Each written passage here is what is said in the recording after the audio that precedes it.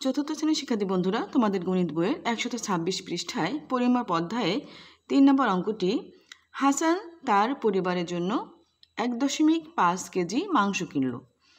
তা থেকে কিছু পরিমাণ মাংস খাওয়ার পর 895 গ্রাম অবশিষ্ট রইল। তারা কতটুকু মাংস খেয়েছিল? কেজি এবং গ্রামে প্রকাশ করো। তো এখানে মাংস ছিল কতটুকু? 1.5 কেজি। আর কিছু পরিমাণ খাওয়ার পর কতটুকু মাংস রয়েছে? 895 গ্রাম। এখন কতটুকু মাংস খেয়েছিল বের করব। সেক্ষেত্রে আমরা কেজি থেকে তো গ্রাম বাদ দিতে পারি না, তাই না?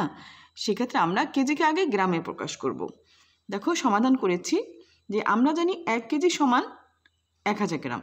তাহলে 1.5 কেজি সমান কত হবে? এই 1000 গুণ 1.5 গুণ করতে হবে, তাহলে এটা গ্রাম হবে। হয়েছে 1500 গ্রাম। এখন যদি মনে করো যে 1500 গ্রাম কীভাবে হলো, এই গুণটা আমি তোমাদের বুঝিয়ে দিচ্ছি। যে যখন আমি 1000 গুণ 1.5 গুণ করব, সেক্ষেত্রে তুমি মনে মনে ভাবো এই দশমিকটা নাই। যদি দশমিক না থাকে তাহলে কত হলো? 15। তো 15 আর 1 গুণ করবা, তাহলে 15কে কত হলো? 15 হলো। আর শূন্য কয়টা? 3টা। 1 2 3। এখন আমাদের তো এখানে একটা দশমিক বিন্দু আছে, তাই না? তো দশমিকের ডানে 1 ঘর, অর্থাৎ 1 ঘর পরে দশমিকের ডান পাশ থেকে যদি আমরা গণনা করি, তাহলে 1 ঘর বামে হলো দশমিক বিন্দু। তাই আমরা এই ডান পাশ থেকে 1 ঘর বামে দশমিক বিন্দু দেব। তাহলে কত হলো? একক, দশক, শতক, হাজার, 1500 বা 1500.0। আর দশমিকের অঙ্কে দশমিক এবং দশমিকের পরের শূন্য দেওয়া লাগে না, সেক্ষেত্রে কত হলো? 1500। তাহলে এটা হলো 1500 গ্রাম। এরপরে দেখো, এখন তারা কতটুকু মাংস খেয়েছিল? তারা মাংস খেলো এই 1500 গ্রাম থেকে এই 995 গ্রাম বাদ দেব, বিয়োগ করব। বিয়োগ করলে আমরা বিয়োগ করে পেয়েছি 605 গ্রাম। কেমন? এখন কতটুকু মাংস খেয়েছিল বের করলাম। এখন আমরা কি করব? গ্রামে পেয়েছি, বলেছে কেজি এবং গ্রামে প্রকাশ করব। যেহেতু এটা গ্রাম হয়েছে, এখন আমরা কেজিতে প্রকাশ করব। তো আমরা জানি যে 1 কেজি সমান 1000 গ্রাম, এটাকে আমরা উল্টিয়ে লিখেছি। যেহেতু আমরা কেজিতে প্রকাশ করব, তাহলে আমরা উল্টিয়ে লিখেছি যে 1000 গ্রাম সমান 1 কেজি। তাহলে এই যে 605 গ্রাম সমান কত কেজি হবে? এই 605কে আমরা 1000 দ্বারা ভাগ করব। 1000 দ্বারা ভাগ করে পেয়েছি 0.605 কেজি। ঠিক আছে? এখন এটা যদি তোমরা ভাগ করো, দেখো আমি ভাগ দেখিয়ে দিচ্ছি।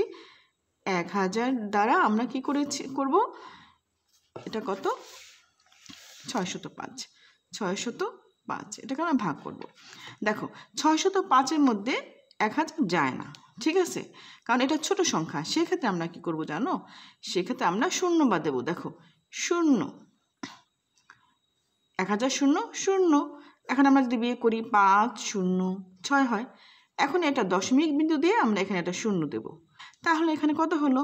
6050। তাহলে এখানে 6 বার যায়, 6 1000-এ 6000, বিয়োগ করলে হয় 05।